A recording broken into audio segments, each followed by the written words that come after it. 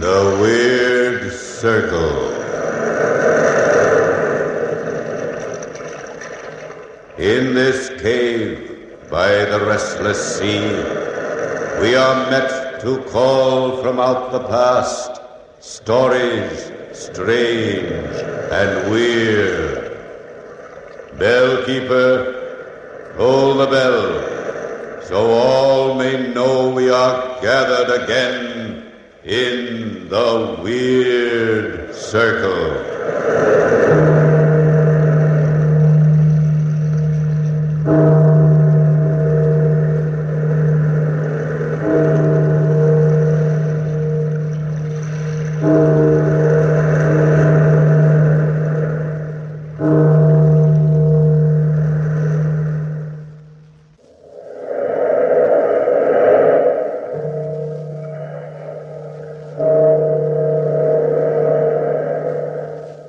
Out of the past, phantoms of a world gone by, speak again the immortal tale, the Niche of Doom.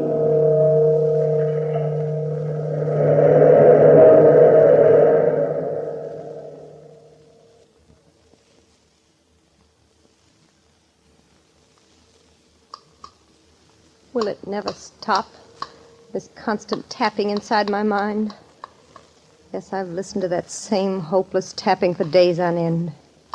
I thought it would stop when I came to this rest home. Here in my room, my husband sits on the edge of my bed, watching me, knowing my thoughts, feeding me horror, tearing at the fabric of my mind as a spider tears the wings off its prey. My husband, Auguste Marais. My husband, my torturer, my captor, my murderer. A woman has a right to live, to laugh, to smile and be happy, a right to love and be loved. And I was lonely. I remember the day I was in the patio attending to my tulip bulbs, talking to my maid Rosalie as I spaded the earth. Oh, Madame, the garden looks just beautiful. Yes, it does. I love this garden, Rosalie. It's the one thing in this entire dreary house I can call my own. If the tulip bulbs work as nicely as they did last year, perhaps Monsieur Marais will allow you to enter them in the garden contest. I've meant to ask him. Good day, Josephine. How are you feeling today? Well, I feel fine, August. I didn't expect you so early. You may go, Rosalie. Yes, sir. Anything I can do for you, Madame? No, nothing, my dear. Yes, Madame. You're looking very well, Josephine. Very well. August. You've something on your mind? What is it? August, I was wondering if you'd mind frightfully if I entered my tulip bulbs in the annual country exhibition. Mind? Naturally I mind. You know very well I don't like you making an exhibition of my name in public. August, just entering the tulip... I will not discuss it. But it's so lonely here all the time. Lonely? Nonsense. You've the maid for company? Yes, I've Rosalie. And I manage to spend one evening a week with you? Yes, I know you do. My dear, you should be very grateful that you have the position in life which marrying me has given you. I have everything but happiness, August. Happiness is relative.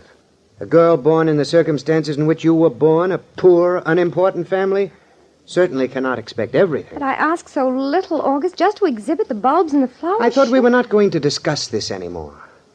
You know very well the doctor told me at my age I'm not to allow myself to become excited. Yes, I remember what the doctor said. I'm glad. Please remember it.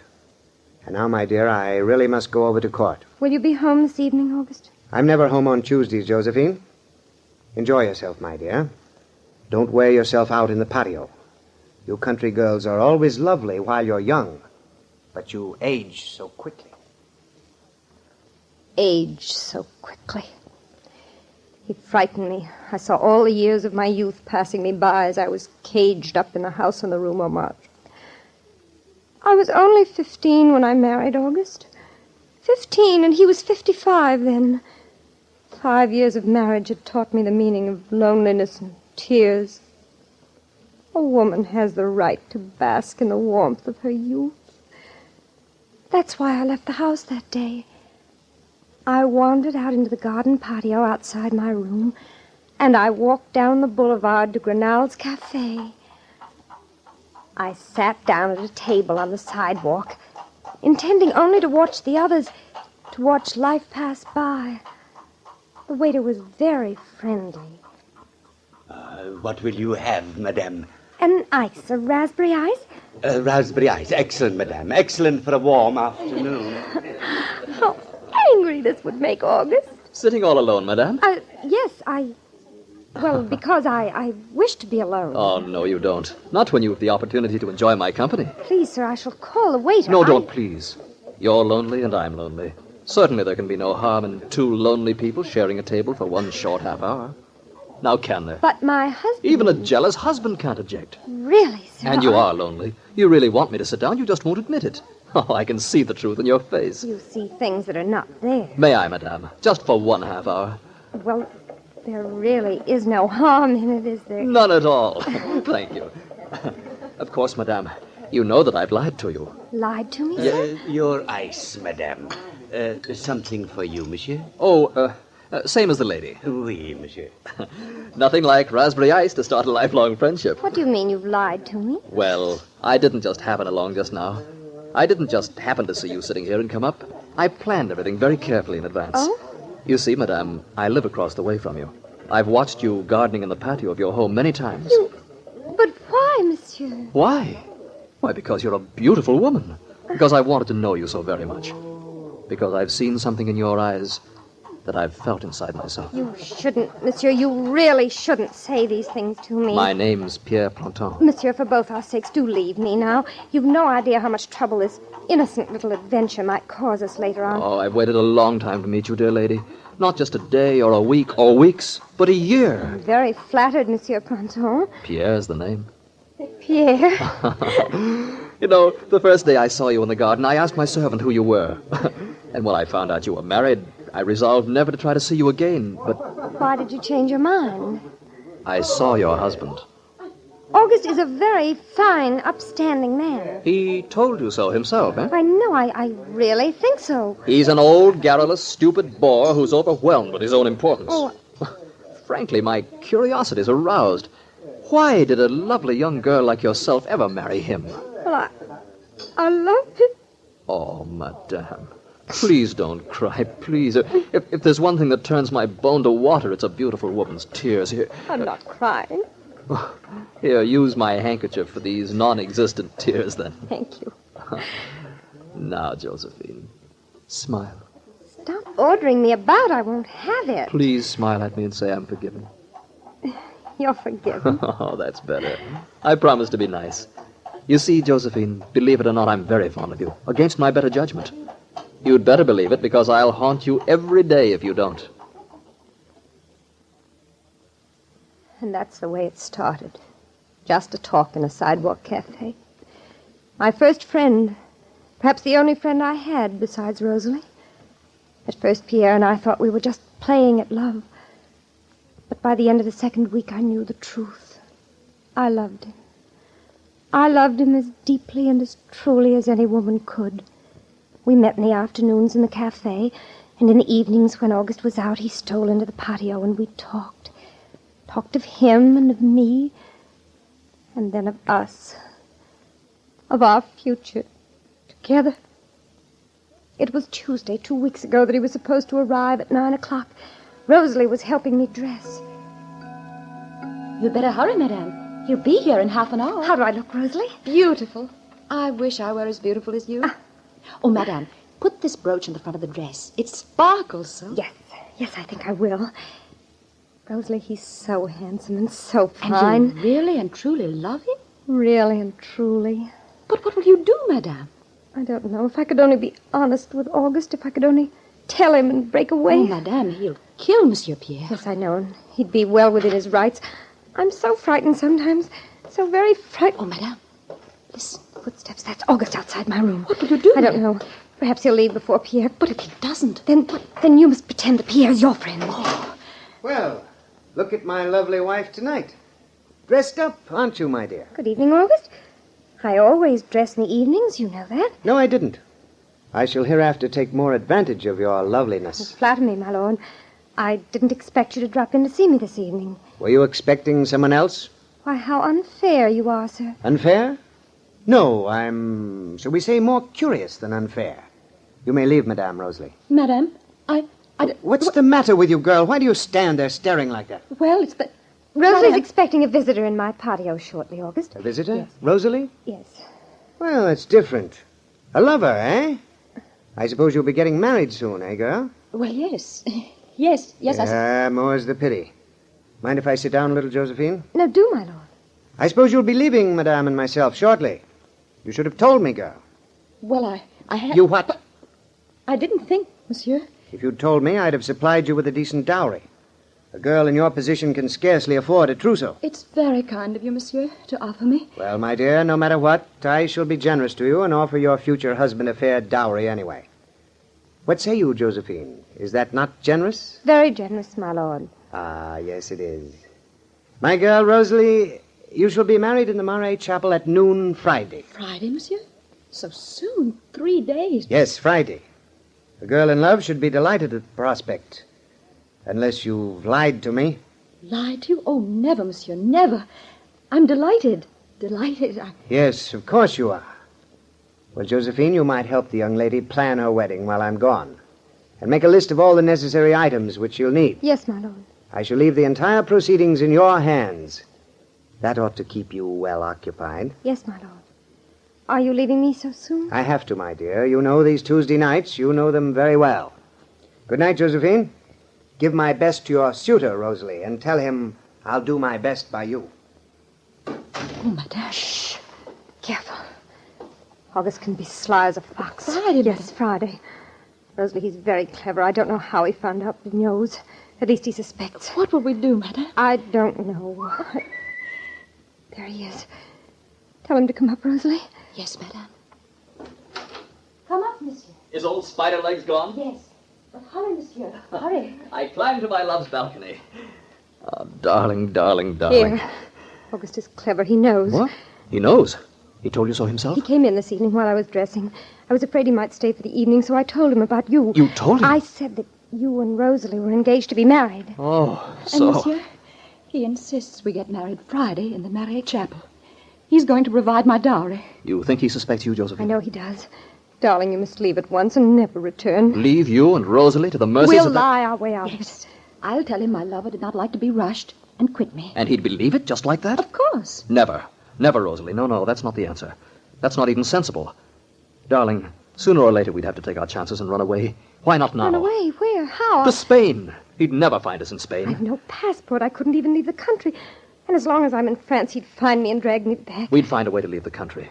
Oh, Spain is lovely at this time of year. Beautiful. The trees are heavy with lilac bloom. And you'd like Madrid, Josephine. It's like another world. Madrid. If only... If only what? If only you've the courage, we'll leave at once. Pack a few things quickly, and we'll hire a coach to take us to the border. Tonight. Tonight, Pierre. Tonight.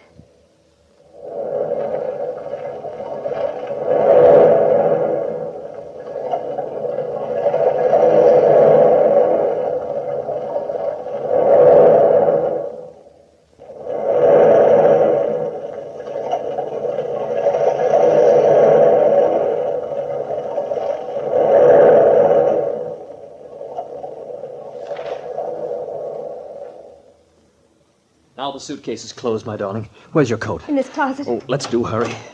Lovely coat, isn't it? Everything looks lovely on you. Listen. What is it? My husband's footsteps in the hall. I waited for him and he never showed up. That's a pity, Rosalie, and I had such pleasant wedding plans. Pierre, quickly hide in the closet. Take my coat and suitcase with you. Of course. Here, take it. Don't be frightened, darling. Madame hasn't been feeling well, and she lay down, monsieur. Well, she's probably lonely. I'll cheer her up. Josephine, I'm glad to see you looking well. Rosalie told me you were ill. I had a bad headache. What's that? Nothing, August. I heard nothing. In your closet. I heard something drop. What could drop in a closet? I don't know. You're better acquainted with your wardrobe than I am. Of course, my lord. You've so many headaches lately. Come, my dear, you'd best lie down and rest. Of course, whatever you say, my lord. You may go, Rosalie. Yes, sir. Of course, sir. I hope I didn't disturb your plans for the evening, but the evening began to pall, so I returned home. Sometimes my friends can prove themselves quite dull. I was thinking of you and your beauty, and I was worried about you. Worried about me? In what way, August? Oh, in the last 2 weeks, 2 of my friends have told me that they've seen you walking down the street alone, unchaperoned. Have they? Not that I listen to idle chatter, my dear. I don't. You know that. People talk. They have so little else to do. Naturally, I understand that. But then, a very close friend of mine was at the Café Grenald a few days ago. He, has told me something that rather puzzled me. You look a little pale, my dear. My headache. Naturally, your headache. He said he was sitting in the cafe and he noticed a woman who looks remarkably like you walk in and sit at a corner table. A woman who looked like me? She sat for a while all alone. Later, a man, a young man, joined her. He sat by her side. He called her Josephine, your name. Remarkable that a woman who looks like you should have the same name as you. Yes, it is remarkable. Quite coincidental. That's what I thought, coincidental. I might even have thought that woman was you, if I didn't know better. Know that you're a dutiful wife, my dear. Of course, August. For a little while, believe me, I was rather worried. I began to think about the habits and customs of country women. And putting that together with your temporary restlessness lately... Well, for a while, my dear, I thought perhaps in your moments of weakness you had perhaps acquired an admirer. Please, August. But naturally you haven't? No, I haven't. Then when I walked in your room just now and I saw you looking so nervous, flushed, for a second I thought perhaps your, shall we say, admirer was here in this room with you. Did you? It was just a passing thought. Naturally, knowing you've a headache, I realize that the flushed expression comes from that. Yes, it does. Then again, when I heard that peculiar clatter in the closet, a strange idea was born. I thought perhaps your friend, the friend you met at the cafe, might be hiding in the closet. You look pale, Josephine. Do I? Is someone hiding in the closet? No. I naturally will take your word. If someone is in that closet, my dear, I should be forced to protect your honor and do away with it. Would you swear to me now on the Bible that there is no one hiding in the closet? Please, August, put away that dueling pistol. Then you are prepared to swear before God on the Holy Bible that no one is hiding in that closet? Yes, August. Ring for your maid, my dear. Why? I said ring for her. Yes, my lord. Now, fetch me your Bible. You have your Bible in the room, my dear, haven't you? Yes, my lord, it's right here at my bedside. Put your left hand on it. That's right. And swear on the Holy Bible there is no other man in this room besides myself. I swear there is no other man in this room besides yourself, my lord. My mind is much relieved. Much relieved. You rang for me, madame? I did, Rosalie. Do you know where Monsieur de Gorenflot lives? The mason, monsieur? Yes, the mason, monsieur. I want to write a little note to him, and I want you to deliver it at once. Fetch me paper and a quill, Josephine. Yes, my lord, I have a quill right here. Here's paper. Ah, that's just the thing. You've learned to sharpen quills quite well, my love. Dear Monsieur Gorenflot, I am writing to you because... Yes, that's what happened on that fatal Tuesday night. I perjured my soul, and I've paid for it. How little did I realize how much I had to pay. Rosalie left the room and delivered the note as she was bidden. My lord and I were left alone. He bade me retire to bed as I looked poorly, and said that he personally would remain with me until my headache left. I assured him my health was much improved, but he would not have it so. I retired to bed, and he sat by my side until... Monsieur Murray, Monsieur Gorenflot is here. Come in, Gorenflot. I've done as you bid me, monsieur. I've brought the cement and the paving tools. Good work, Gorenflot. Come, bring them in here. In here, monsieur?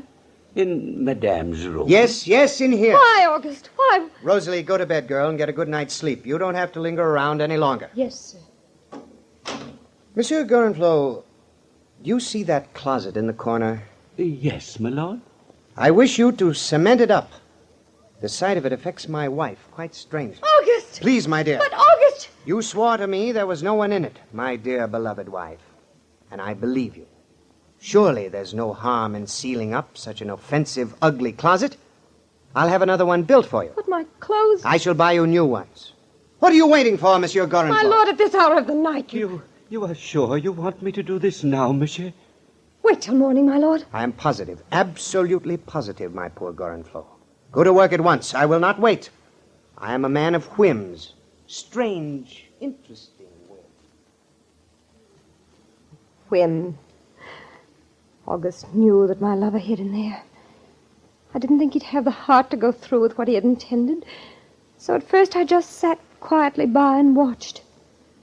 Gorenflot laid first one row of bricks, and then another, and then a third, and then a fourth. Pierre was afraid by now. He preferred quick, certain death to slow starvation, and he began knocking on the door and calling out. Please, let me out. Gorenflot, petrified, stopped, and he said... Monsieur Marais. Go ahead, Monsieur Gorenflot. There's no one in that closet. My wife has assured me there's no one there. August! And I'm within my rights, Monsieur Gorenflot. Proceed at once. Proceed. As you say, Monsieur Marais. Please, open it. Yes, as he says, he was within his rights to do exactly as he pleased. The fifth row slowly fell in place, and the sixth. And then I knew that August meant to see that night's work finished. The seventh. I cried, I wept, I tore at his coat, I pleaded, I entreated. It was all no use at all. Small beads of perspiration shone on Gorenflot's forehead as he worked, and the rows kept going up, one by one, until morning, when the entire job was done. Thank you, Monsieur Gorenflot. Here is 2,000 francs for your work and your silence. My wife's good name must not be bantered about in public. Thank you, monsieur. Thank you. How could you be such a beast? Come, my dear. Dry your eyes. The offending closet is sealed up. August, there's a man inside. There is. How can you deny it? You're lying to me, Josephine. You swore there wasn't. I must believe an oath taken on a Bible. Listen, don't you hear him? Yes, but my ears deceive me. He's calling out. August, please take my life, but don't let him die in there. I can't. My dear, there's no one in that closet. Remember what you said? Ring for your maid, Josephine. My maid. Rosalie! I said ring for her, not cry out for Of her. course I'll ring for her. August, be human. Please be human. I've been more than human, Josephine. I've been godly. I've accepted your word as absolute truth. Don't come in, Rosalie. I shall see you at the doorway. Stay right out here, my dear. That's right. Instruct the butler and all the servants that Madame and I will remain in her room for at least a month. And our meals are to be served by my private valet. Yes, monsieur. And otherwise, we're not to be disturbed by anyone. Yes, monsieur. For 30 days, 30 nights. For 30 days and 30 nights I heard that tapping on the wall. His cries, his moans, his words, his pleas, I heard them there. August was stone, completely stone. He didn't care. He just sat and watched me, watched my face, enjoyed my terror, fed me horror, waiting daily for the cries that issued up. August, how can you? How can you be like this? He's there, Pierre is there. He's behind the wall. My dear, you must be ill. Listen to him. He's dying there. Each day his strength grows less. And as he dies, I must die too. August, please, in heaven's name, be kind, be merciful. Forgive me, let him go. There's no one there. I'll call the maid. You'll need her care. No one there. Listen. The tapping stopped. It stopped. Murder! You pig, you beast, you killed him! You're ill, my dear. So ill, poor girl.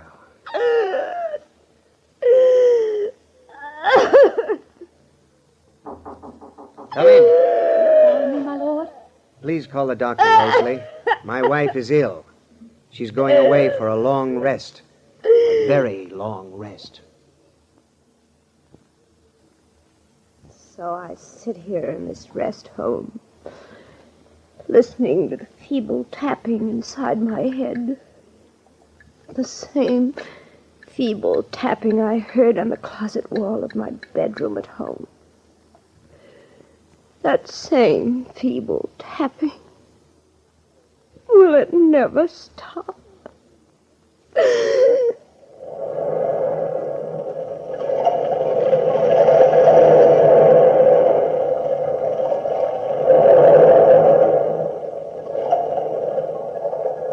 From the time-worn pages of the past, we have brought to you the story of the Niche of Doom. Bellkeeper, toll the bell!